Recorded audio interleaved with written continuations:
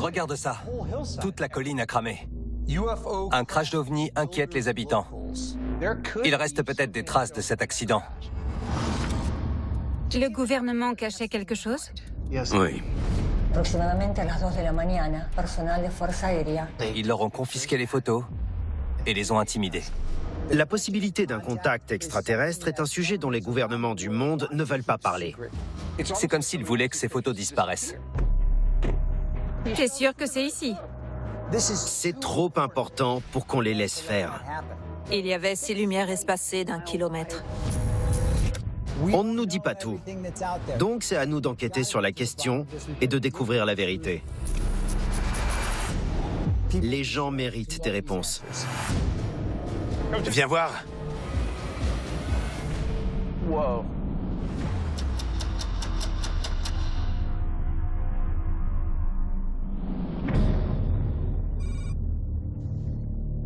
Il y a eu énormément de signalements d'OVNI à proximité de volcans. Et ça fait potentiellement des siècles que ça dure. Il y a une récurrence, ça c'est certain.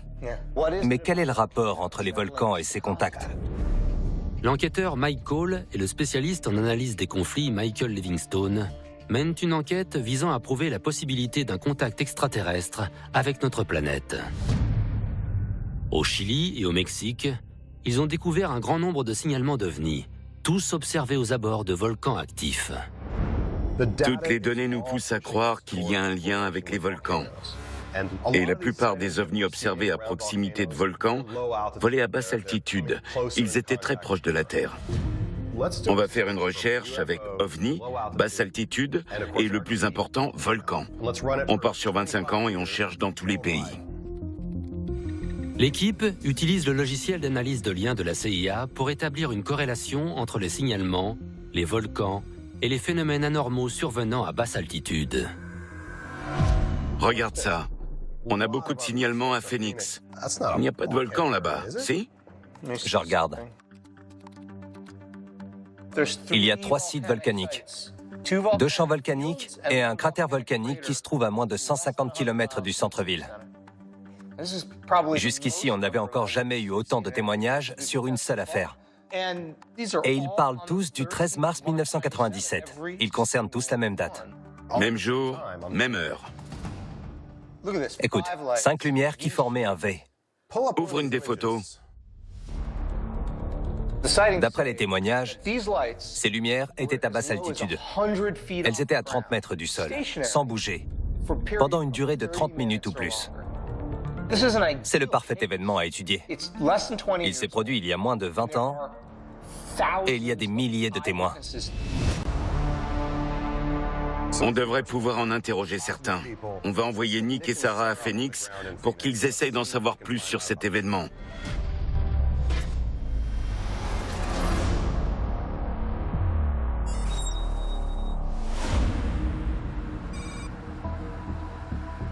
On ne peut pas se baser sur des croyances. Il nous faut des preuves et je suis curieuse de voir ce qu'on va découvrir à Phoenix. Nick Carnesi, agent de renseignement des Marines, et Sarah Credas, astrophysicienne et journaliste, sont à Phoenix pour interroger le docteur Lynn Kitai.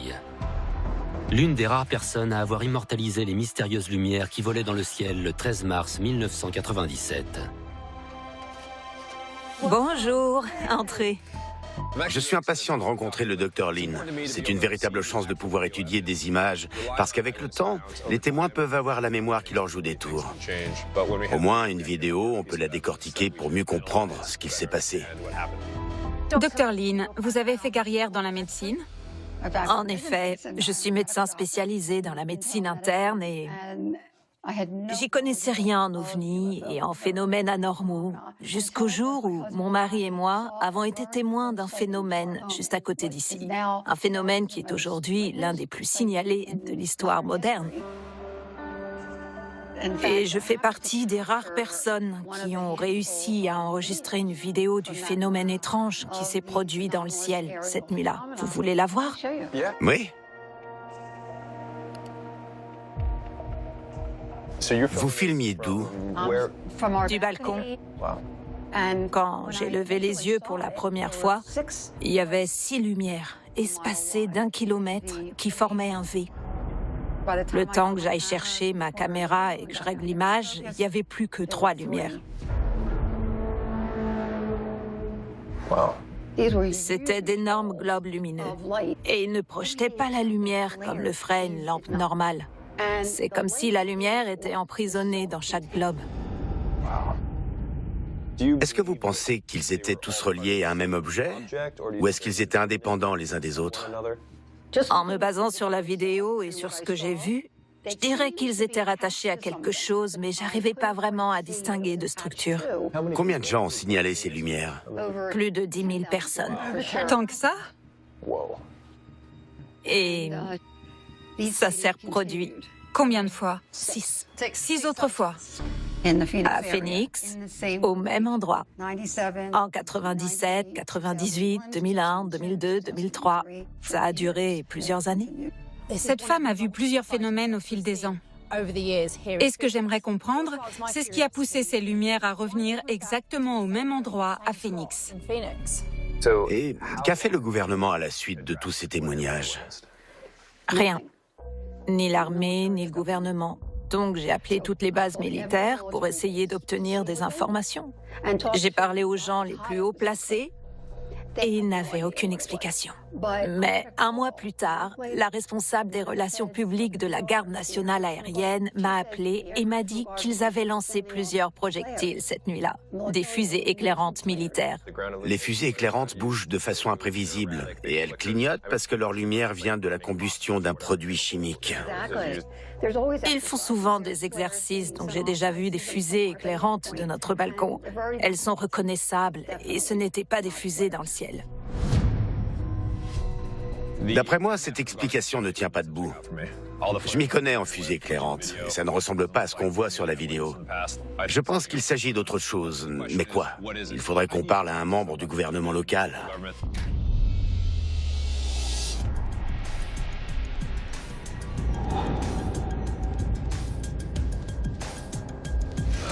Bon, on est presque arrivé. Nick et Sarah se rendent dans la banlieue de Phoenix pour rencontrer une ancienne membre de la municipalité qui était en poste lorsque les lumières sont apparues. T'imagines avoir une preuve du gouvernement? Frances Barwood était conseillère municipale et adjointe au maire. Bonjour. Entrez. J'espère que sa version des faits va nous aider à comprendre ce qui s'est passé à Phoenix. Ok. On aimerait connaître votre avis sur les lumières qui ont été signalées dans le ciel à Phoenix dans les années 90. Il s'avère que j'avais une réunion assez tard ce soir-là. Une journaliste est venue me demander si j'étais au courant de cet objet qui avait survolé Phoenix. Et je lui ai répondu que je n'en avais pas du tout entendu parler.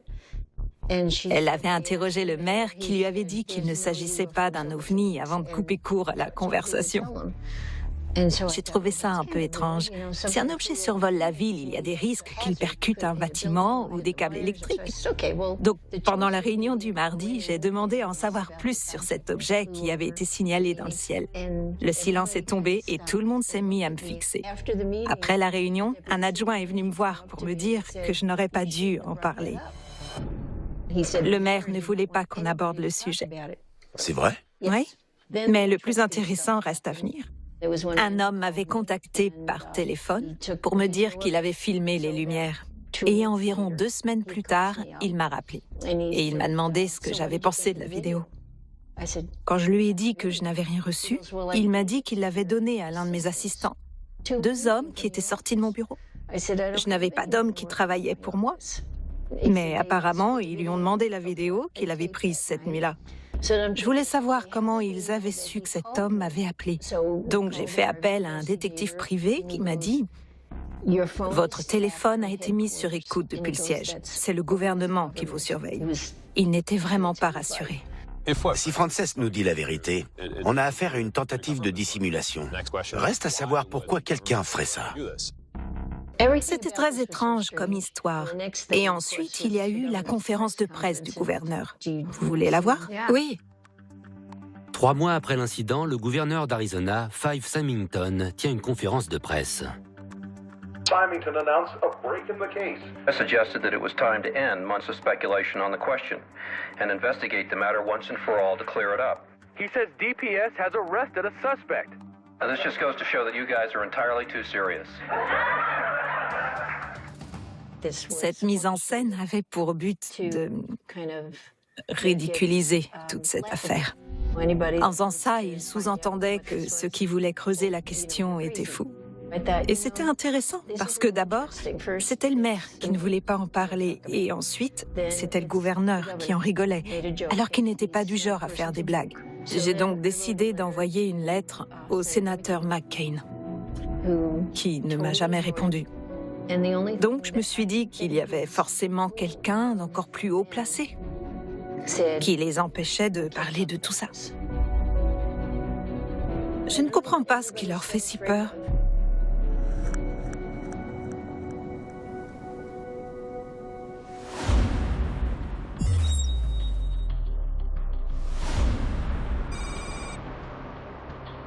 Frances Barwood est convaincue qu'on voulait la faire taire. Son téléphone était sur écoute.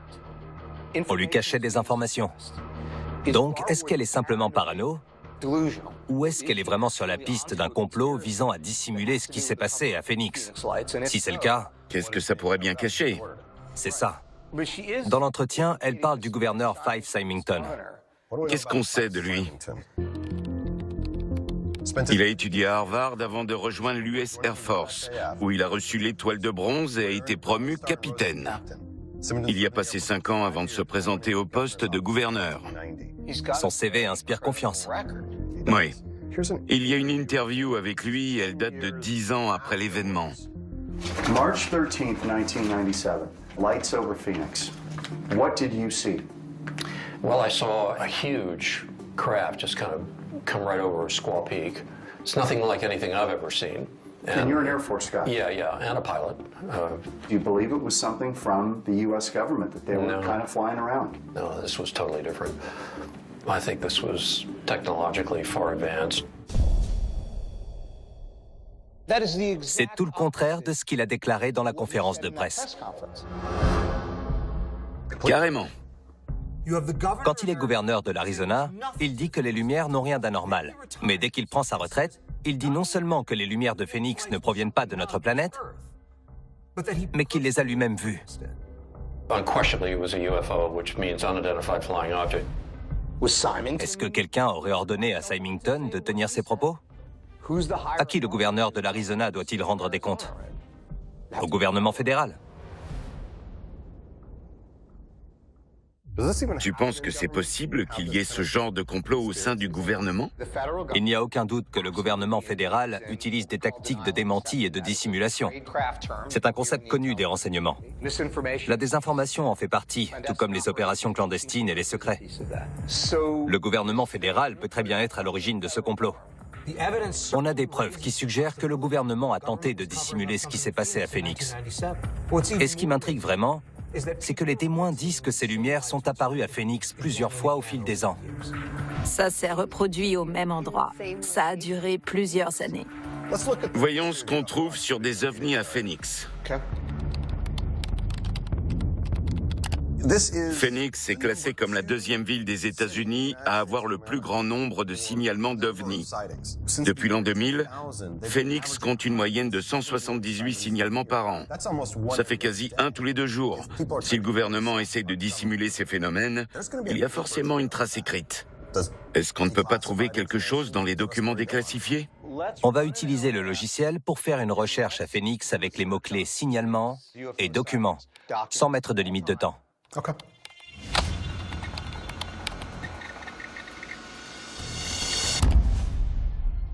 Ça donne quoi?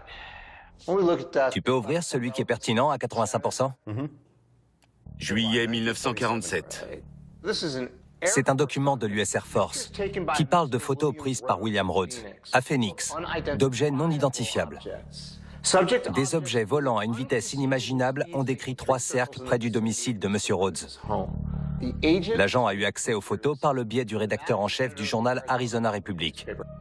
Pour plus d'informations, contactez le directeur du service des renseignements du quartier général de la 4th Air Force. Donc ces photos ont été réquisitionnées par le service des renseignements de la 4th Air Force. Ça signifie que l'armée a pris ces photos suffisamment au sérieux pour vouloir les confisquer. Donc, on a William Rhodes qui prend des photos et le journal qui en publie une. Voilà la photo. On dirait qu'il y a comme une découpe, non? Pour moi, ce qui est le plus étrange, c'est le point blanc au milieu de l'objet. Ça? Oui. Est-ce qu'il s'agit d'une lumière réfléchie par l'objet? Ou d'un trou? Et c'est pas tout, Mike. Regarde un peu la date à laquelle ces photos ont été prises. Le 7 juillet 1947. On la connaît, cette date. C'est l'affaire Roswell. En juillet 1947, à Roswell, au Nouveau-Mexique, des débris métalliques sont retrouvés dans le désert et transmis à l'US Air Force. Le 8 juillet 1947, un communiqué de presse de l'armée annonce qu'un disque volant a été retrouvé dans le désert. De là est née l'affaire d'OVNI la plus commentée de l'histoire. Donc, le jour où le journal publie la photo de William Rhodes, à 800 km de là, l'armée rend l'affaire Roswell publique. C'est pas incroyable qu'il y ait eu un autre événement tout aussi significatif à 800 km de là, mais que personne ne l'ait vu? Si l'Air Force avait des hommes dont la mission était de faire de la désinformation, est-ce que ce ne serait pas possible que le gouvernement ait déjà cherché à dissimuler quelque chose en 1947? Est-ce que cet événement pourrait nous aider à comprendre pourquoi il y a autant de signalements à Phoenix? Si William Rhodes est en vie, on doit lui parler. Il faut qu'on le trouve.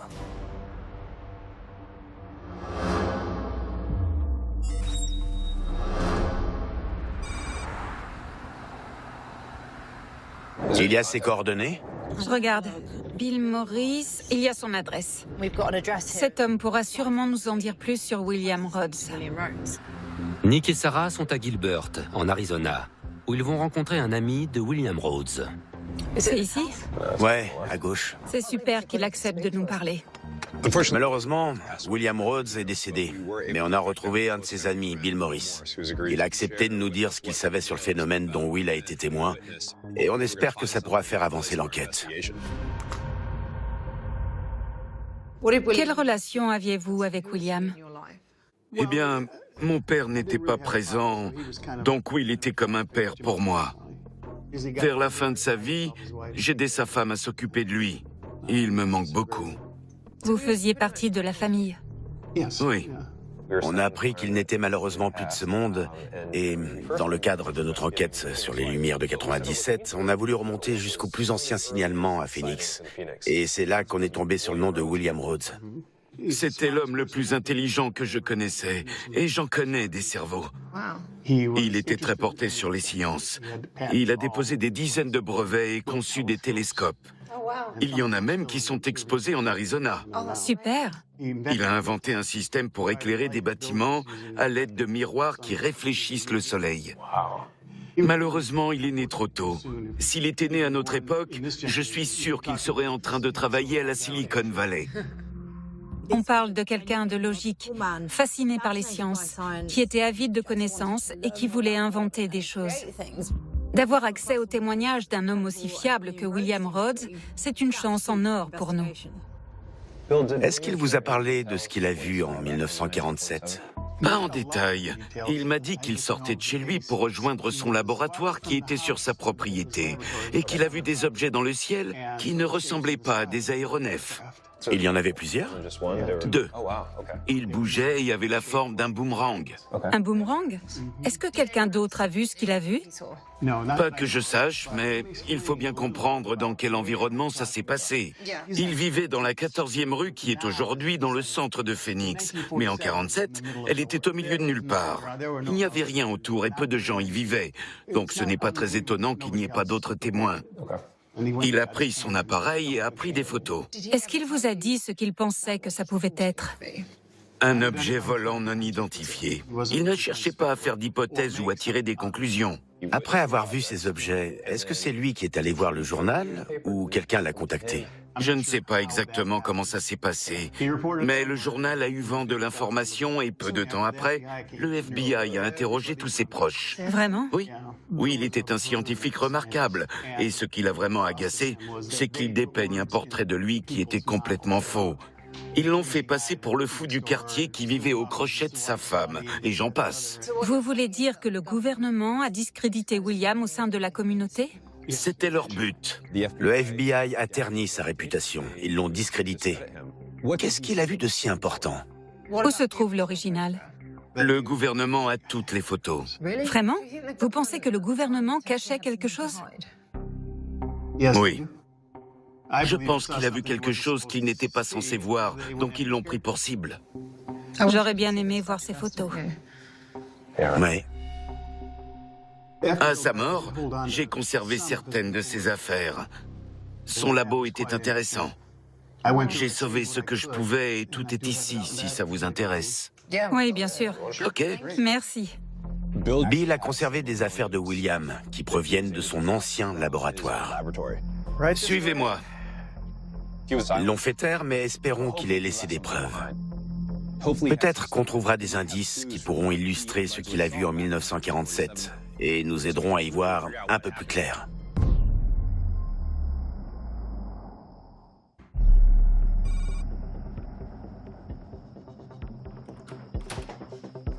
Ça en fait des affaires. Je vous laisse chercher ce qu'il vous faut. Faites comme chez vous. Merci. Merci. Nick et Sarah vont pouvoir examiner les effets personnels de William Rhodes, le témoin d'un ovni qui a survolé Phoenix en 1947. Il y a écrit Rhodes là-dessus. William Rhodes a vu quelque chose dans le ciel. Il a présenté ses photos à un journal et le FBI a pris les tirages papier et les négatifs et ne les lui ont jamais rendus. Mais espérons que les cartons de son ancien labo contiennent des indices sur ce qu'il a vu en 1947. J'adore ces magazines de SF. C'était les prémices de la conquête de l'espace. Regarde, un brevet du 27 mai 1953. Cool. Un générateur électrostatique. Là, on parle d'un homme qui avait les capacités intellectuelles d'élaborer une scie oscillante ou un générateur d'oxyhydrogène. C'était un innovateur. Il a un paquet de brevets. Cet homme a déposé 26 brevets. C'était quelqu'un qui avait des connaissances techniques, un esprit logique et qui était très intelligent. Un autre. Cool. Il y a écrit Rhodes dessus. On va ouvrir tout ça. Regarde ça, des Super 8.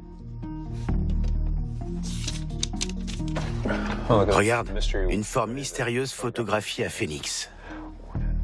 Un objet a décrit des cercles au-dessus du nord de Phoenix. C'est la photo qu'ils ont réquisitionnée. Écoute, un ovni s'est-il écrasé en 1947? C'est qui ça? Je sais pas, attends. Graves. Selman Graves déclare avoir vu un grand vaisseau aérien en forme de dôme atterrir sur une colline au loin. C'est qui ce Selman Graves? Je sais pas. On a une cassette. Regarde. Graves, octobre 47. Et il y a des coordonnées dessus. T'es sûr? Ouais, latitude et longitude. Je crois qu'il y a une télé là-bas. Ah bon? Ouais, j'y vais. Ce serait cool de pouvoir la regarder. Je pense qu'on va pouvoir regarder la vidéo. Et il y a un magnétoscope intégré. Ok. Elle est plutôt jeune. Est-ce qu'il y a une prise électrique dans le coin? Bingo!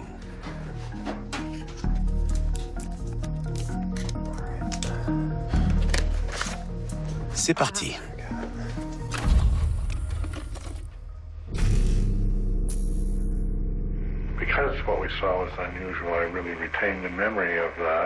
Tu le reconnais? Oui. C'est l'homme de l'Arctique. C'est... Selman Graves. C'est la même personne. We had no idea what we were looking at. We had arrived there at about 10:30 in the morning. The object was large. It was approximately 36 feet. First thing that we said was, the Air Force sure didn't fly this thing here. We didn't leave there until about 10:30 at night because there were some other men that came on the scene that detained us with various questions and so forth. Tu parles de quoi? De l'OVNI qui s'est écrasé? Describe the bulldozing operation that they then came across later. Tu crois que c'est William Rhodes qui filme? Peut-être, je sais pas. It was state machinery. It was a pleasant chap who was operating the dozer. He had groundbreaking spikes in the back and would lift the rear of the machine and drag back and forth. And I said, how long has it been that you've been operating here? And he said, 5 years. And I said, well, that's odd because I was here when nothing was going on here. And he laughed and said, yes, you're right. Si on se base sur cette vidéo, il est évident que cet homme est convaincu que quelqu'un a tenté de dissimuler le crash d'un ovni. C'est dingue. Je croyais qu'on enquêtait sur un autre signalement, mais cet homme a vu un objet au sol. Et quand il est revenu, il y avait un bulldozer à la place. Il parle d'un endroit particulier, et sur la pochette, il y a des coordonnées qui sont notées. Elles ont forcément un lien avec la vidéo, mais lequel? Le plus logique, ce serait qu'elles indiquent l'endroit où l'OVNI s'est écrasé. L'homme sur la vidéo est persuadé que quelqu'un a tenté de dissimuler le crash d'un OVNI. William Rhodes était en train d'enquêter sur les OVNIs. Il cherchait à élucider un mystère. Tu peux les chercher? On a également trouvé des coordonnées. Est-ce qu'il s'agit de l'endroit où William pense que le crash a eu lieu? Est-ce que Selman les lui a donnés? On n'en sait rien. Les coordonnées renvoient à un endroit dans le désert. Je ne sais pas ce qu'on va y trouver, mais ça vaut le coup d'y jeter un coup d'œil.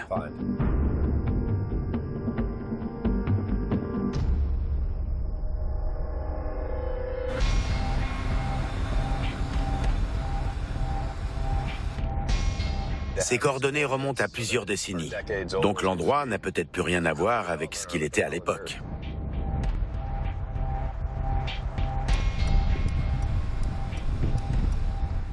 À 12 km du centre-ville, Nick et Sarah arrivent sur un large terrain dans le désert. On est arrivé. C'est là que les coordonnées nous amènent. Il n'y a pas grand-chose. Non, on va se garer pour explorer les environs. T'es sûr que c'est ici? Oui, mais je comprends pas pourquoi on a les coordonnées d'une parcelle dans le désert.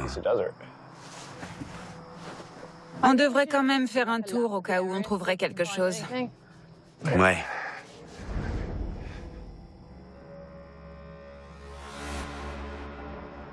Il n'y a rien. On a suivi les coordonnées de la vidéo, mais on n'a encore rien trouvé qui puisse faire avancer notre enquête. Mais il ne faut pas oublier qu'on parle de quelque chose qui s'est passé en 1947, il y a plus de 50 ans, donc ce n'est pas non plus très étonnant qu'on ne trouve rien. Sarah? Oui? Viens voir.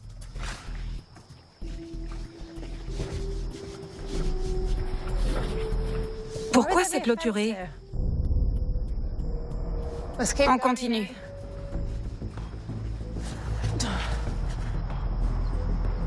Regarde. C'est la ville qui a installé cette clôture. Allez, viens, on y va. Je veux voir ce qu'il y a derrière.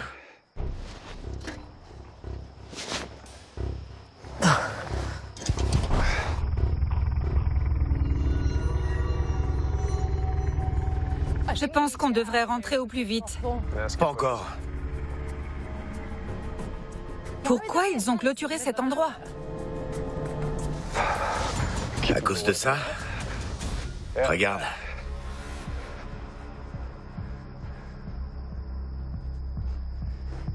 C'est quoi ce truc? Il y a un autre local. Je sais pas trop ce que c'est, ça. On a des coffrets similaires à celui-là sur nos bâtiments blindés. Il est pas là pour rien. On est tombé sur une deuxième structure en béton qui avait une porte, des barbelés et une antenne sur le toit. Le bâtiment était complètement vide, mais celui qui a conçu ce local a tout fait pour que personne ne puisse entrer dedans. À 50 mètres du bâtiment, Un déversoir. Nick tombe sur de nouvelles infrastructures. J'ai l'impression que c'est d'ici que l'eau arrive. C'est manifestement un barrage. Je suis étonné qu'on soit tombé sur un barrage. Je ne m'attendais pas à ça, surtout dans un désert. Si on se base sur la théorie du complot, ça cache peut-être quelque chose. Pourquoi on a atterri ici? Est-ce qu'il y a quelque chose enfoui sous ce barrage? Pourquoi cet endroit est-il si important?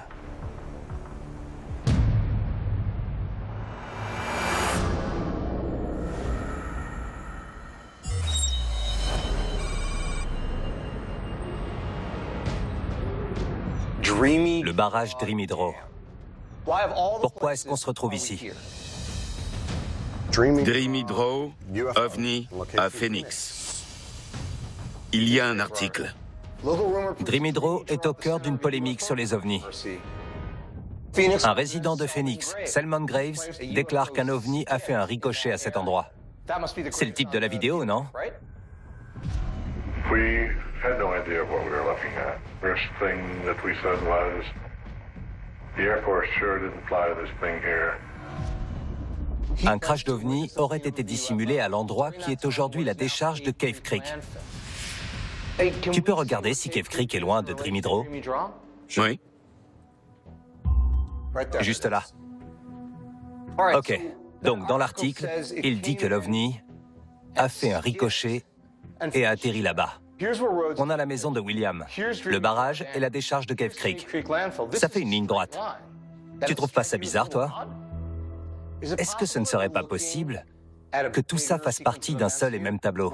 William prend un objet en photo, ensuite on a le signalement d'un ovni qui touche le sol au barrage et qui finit sa course à Cave Creek. L'Air Force vient de faire un grand nettoyage et des années plus tard, deux structures officielles apparaissent comme par magie et à ces endroits précis pour qu'on ne puisse pas trouver de preuves. L'enquête à Phoenix a été très fructueuse. On a des sites de contact présumés en Arizona qui sont enfouis sous deux structures officielles construites dans des zones associées à des tentatives de dissimulation. Il pourrait très bien y avoir des preuves de l'existence d'un objet extraterrestre dans le désert de l'Arizona. Mais le problème, c'est que les sites sont enfouis. Ils sont inaccessibles. Ce qu'il faudrait qu'on trouve, c'est un site qui n'a pas été recouvert. Des preuves d'autres crashs, d'autres impacts, d'autres débris. Ouais. On va lancer une recherche sur le logiciel.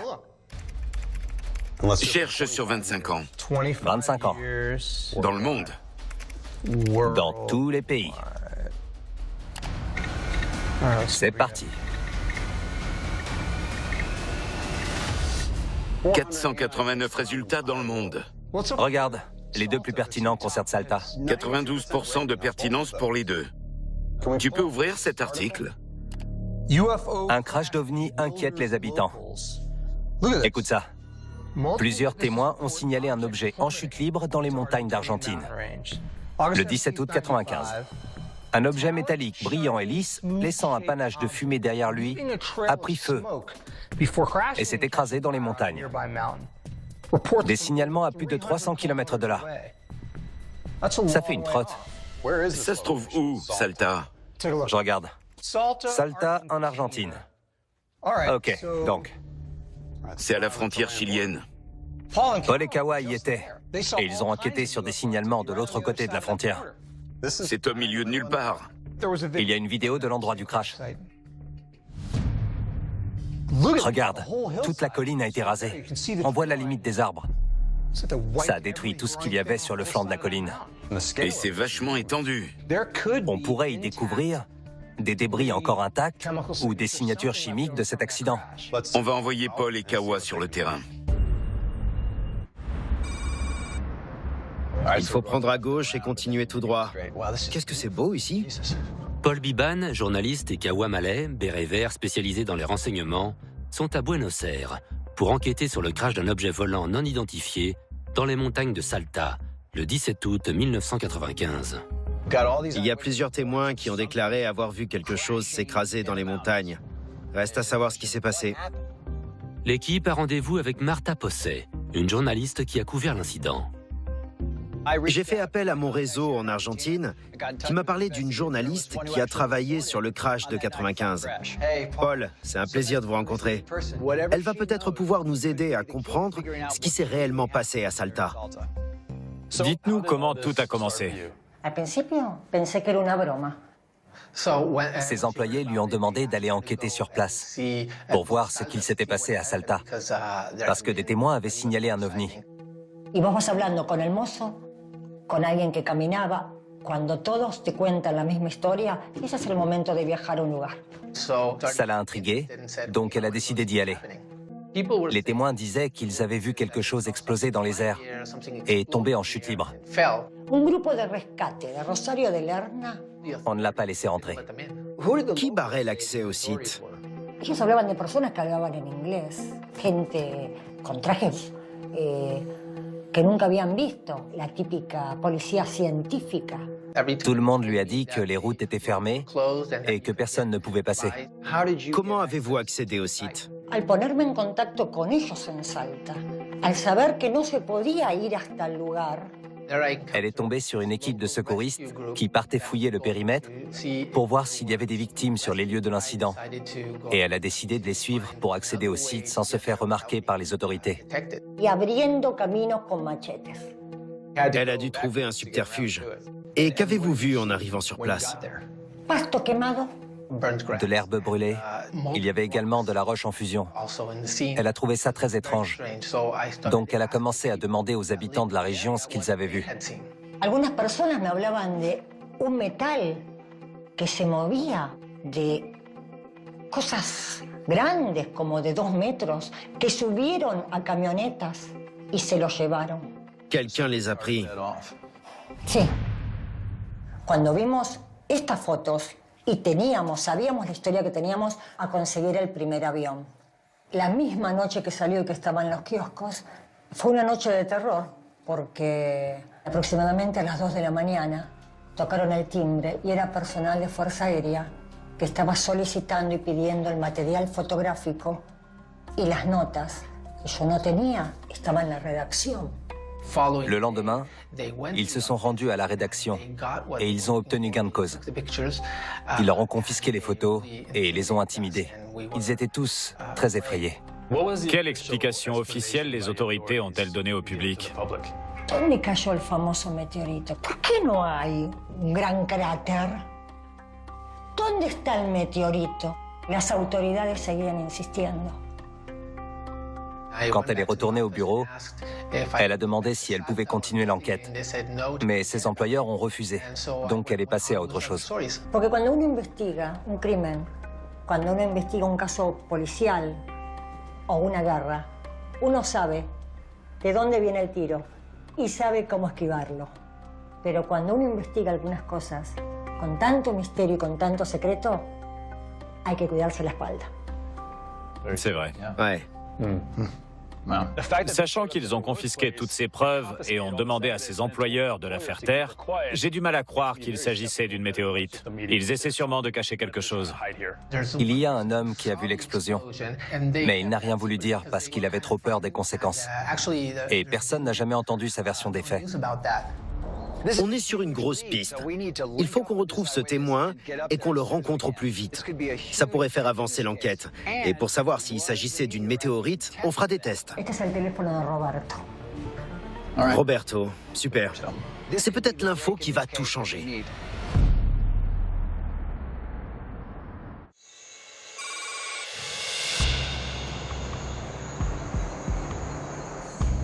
Ça fait des heures qu'on roule. J'espère que cet entretien avec Roberto va payer. Paul et Kawa sont au cœur des montagnes de Salta, en Argentine, pour enquêter sur un ovni qui se serait écrasé dans cette zone le 17 août 1995. C'est une histoire de dingue. D'un côté, on a des habitants de Salta qui déclarent avoir vu un ovni s'écraser dans les montagnes. Et de l'autre, on a les autorités qui parlent d'une météorite. Qu'est-ce qui s'est réellement passé là-bas?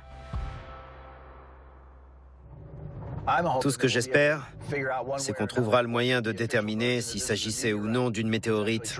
Ou d'autres choses. Ouais, c'est ça. On testera la Terre. Ouais.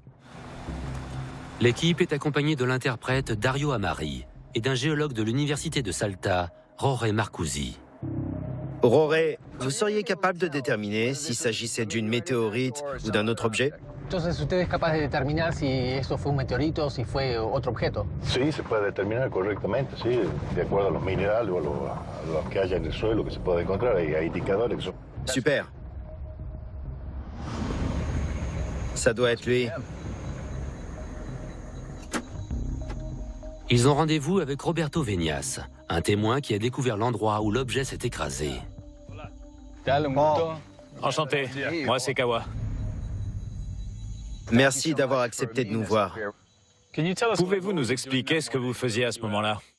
Al día siguiente es cuando vimos el 17 de agosto que nosotros estábamos yendo con un amigo y justo a las 9 de la mañana aproximadamente vimos un flash. Dans l'explosion, un morceau s'est détaché et a atterri de ce côté de la colline. Il était curieux de voir ce que c'était, donc il est parti à sa recherche. Vous pouvez nous y amener? Sí, sí, no hay problema.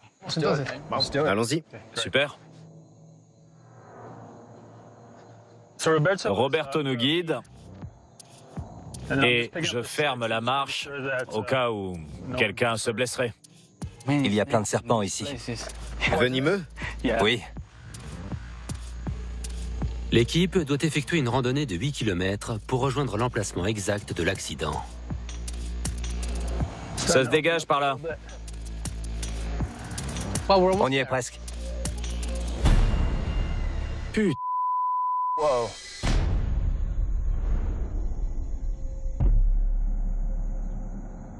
C'est ici que l'impact a eu lieu?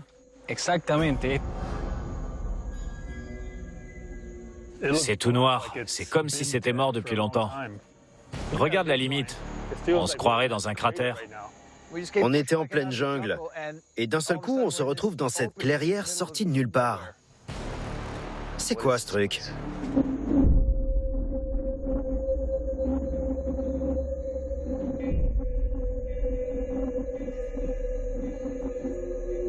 C'est bizarre, ça devrait être la jungle ici.